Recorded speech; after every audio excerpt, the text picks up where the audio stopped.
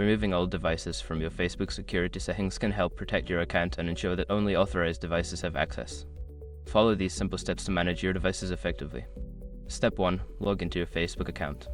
Open your web browser or the Facebook app on your device and log into your account using your credentials. Step 2. Access security settings. Once logged in, click on the downward arrow in the top right corner on desktop or tap the 3 horizontal lines on mobile. Select Settings and Privacy, then click on Settings.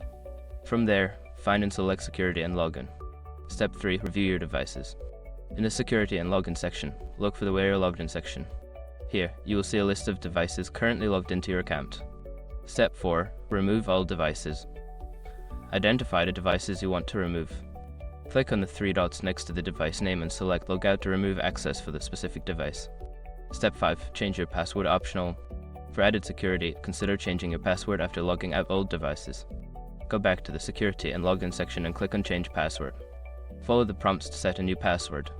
By following these steps, you can effectively manage and remove old devices from your Facebook account, enhancing your security. Regularly checking your security settings is a good practice to keep your account safe.